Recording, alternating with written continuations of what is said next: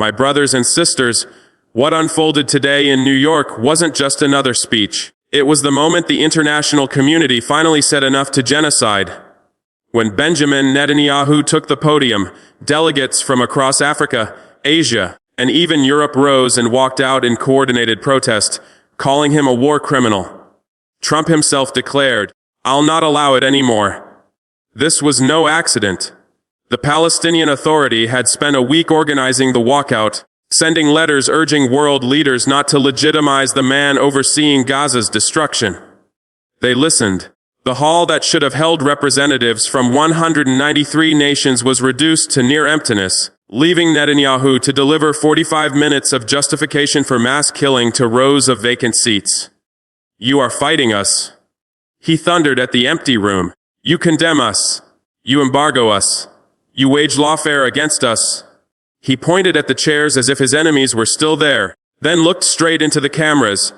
Cameras broadcasting live into Gaza, where his bombs still fell, accusing Western allies like France, Britain, Australia, and Canada of appeasing evil simply for recognizing Palestinian statehood. But amid all the fury, one glaring omission hung in the air: annexation of the West Bank. His far-right coalition wanted it, his base demanded it, and the timing seemed perfect. Yet he stayed silent. Why? Because Donald Trump, 3,000 miles away, had already drawn the red line. No annexation on his watch. For all of Netanyahu's bravado, he knows who truly holds the leverage. Picture the scene: Netanyahu isolated at the podium, his words echoing in a hall deliberately emptied of its audience, while his speech blared from loudspeakers in Gaza's rubble. Outside the UN building, protesters demanded sanctions. This was not the image of strength, but of desperation masked as defiance.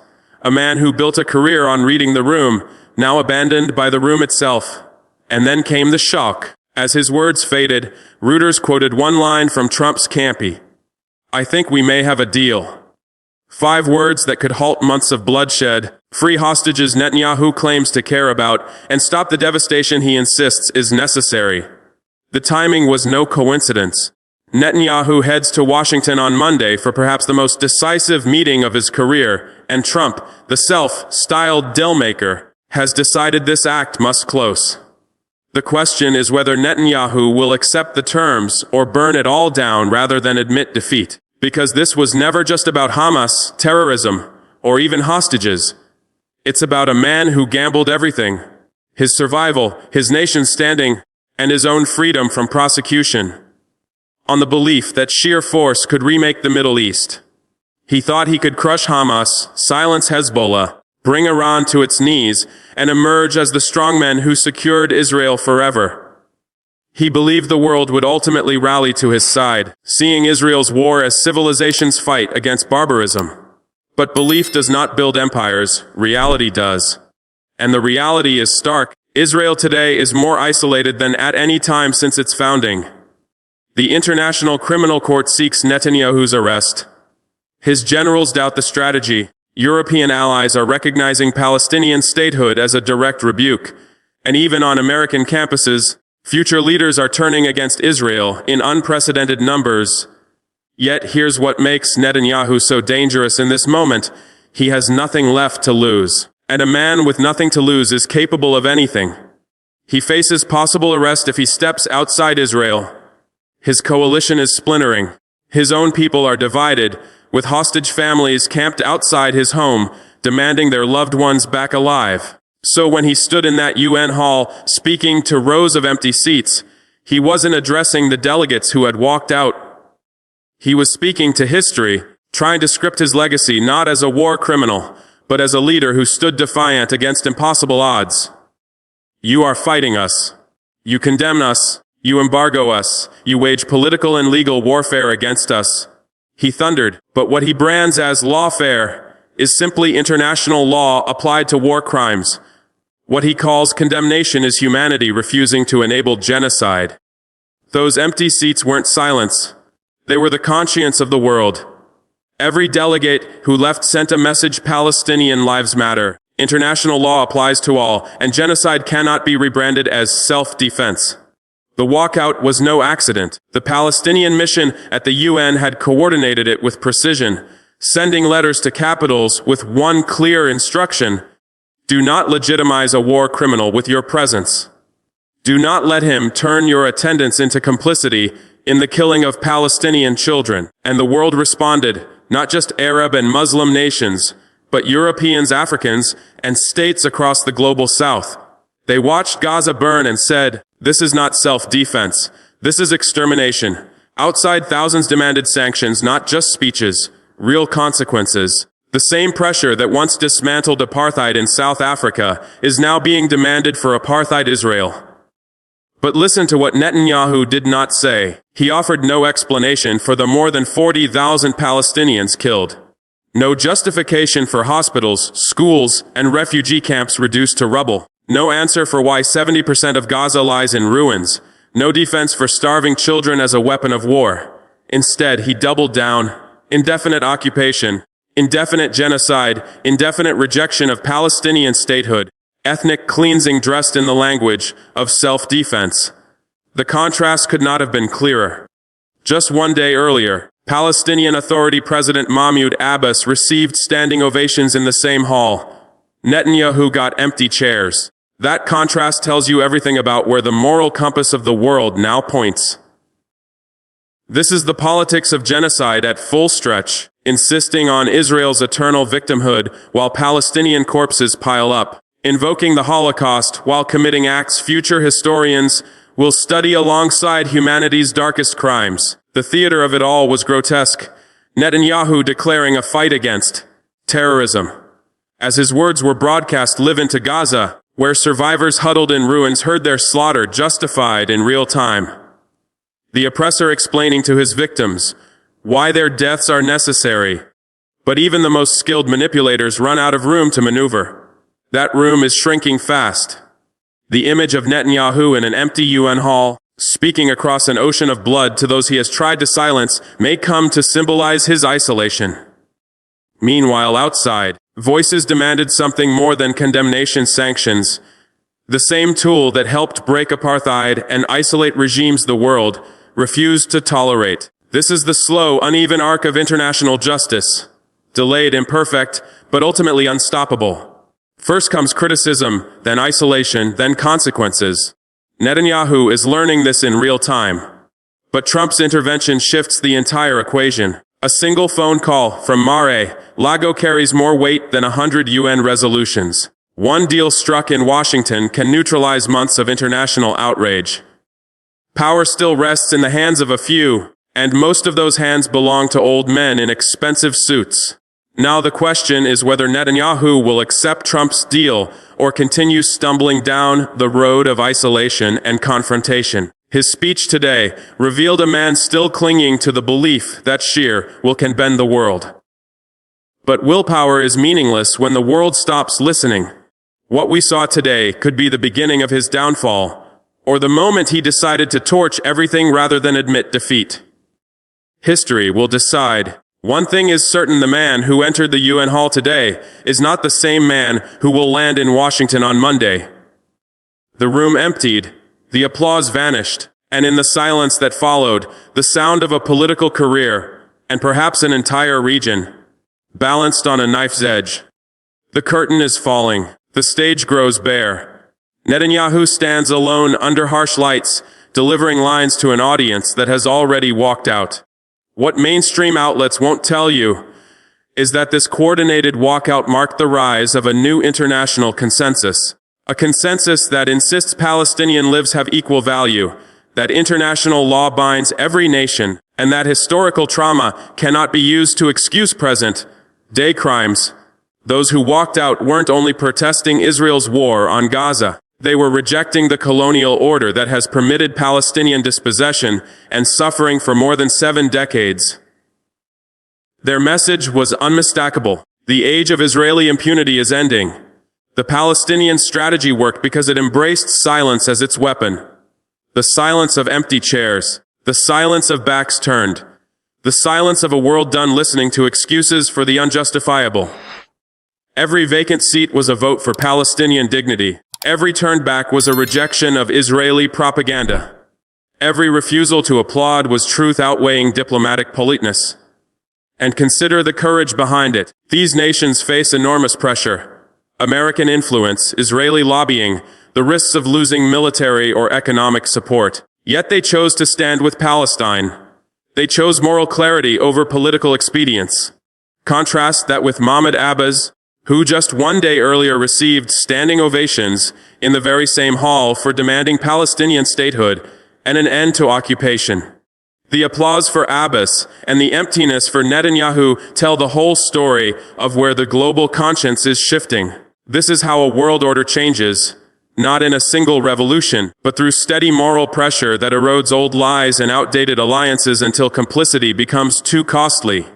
The Palestinian resistance, military in Gaza, diplomatic in New York, cultural on campuses, economic through boycotts, is finally piercing decades of propaganda. For too long, the Palestinian story has been twisted, silenced, or erased. Dead children were called human shields. Demolished homes were labeled terrorist infrastructure. Resistance was branded terrorism, while Israeli violence was given the cover of self-defense. That narrative is breaking. The silence today spoke louder than Netanyahu's words. But truth has a way of breaking through, especially when it's backed by thousands of hours of video evidence, by the testimonies of international aid workers, and even by the words of Israeli soldiers who can no longer stomach the orders they're being given. Today's walkout wasn't only about Gaza, though Gaza's suffering lit the spark. It was about recognizing that Palestinians have been telling the truth about their oppression for 76 years, and the world is finally ready to hear it. Every delegate who walked out was saying that Palestinian voices matter, that Palestinian children deserve the same protection as any children, that Palestinian mothers have the same right to grieve as any mother, that Palestinian dreams of freedom are just as valid as any people's dream of liberation. That's why Netanyahu looked so alone speaking to empty chairs, because he was. Israel's moral authority, once rooted in victimhood and survival, has been forfeited through the persecution of another people. You cannot claim the memory of genocide while committing one. You cannot invoke the Holocaust while carrying out acts even Holocaust survivors condemn.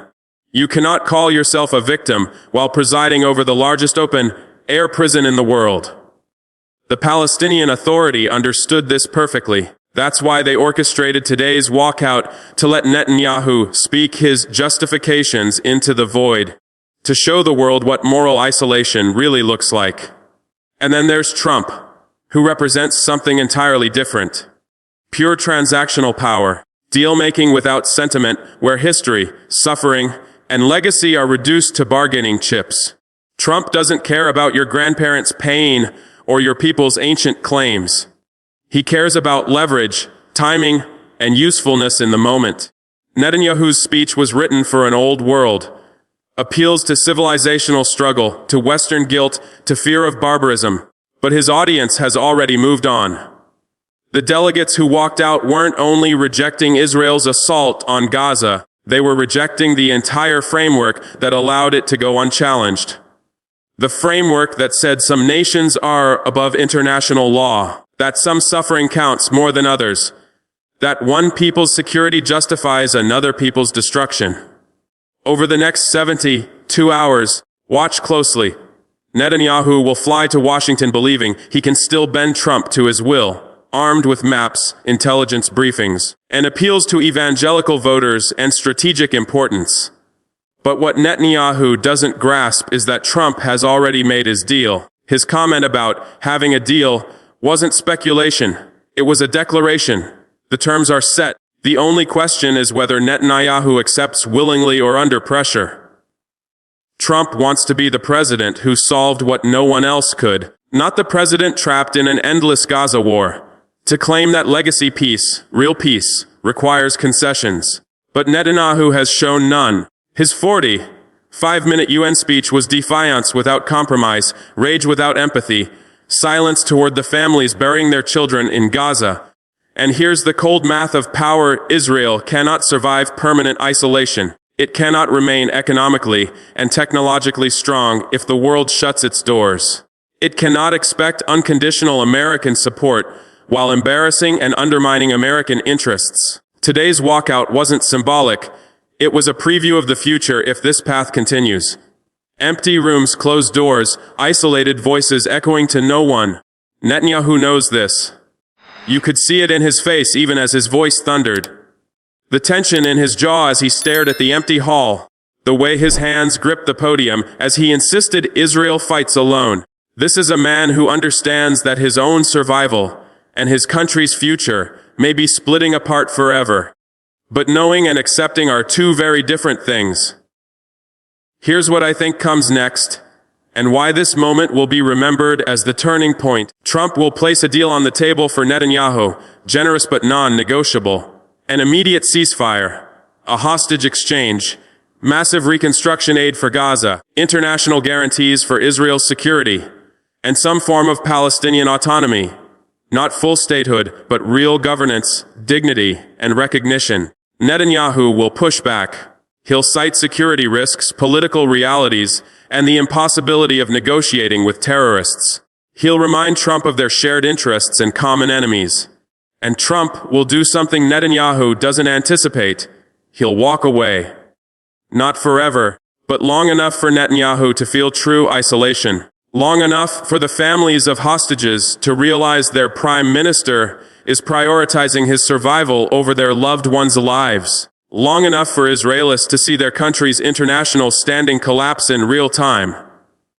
Because that's how Trump operates. He doesn't threaten, he demonstrates. He doesn't argue, he shifts the reality around you until you have no choice but to adapt. The tragedy is that it didn't need to reach this point. The October 7 attacks created genuine sympathy for Israel across the world. There was a window when decisive, targeted action against Hamas would have drawn international support. But Netanyahu chose maximalism over strategy, destruction over precision, permanent war over achievable victory.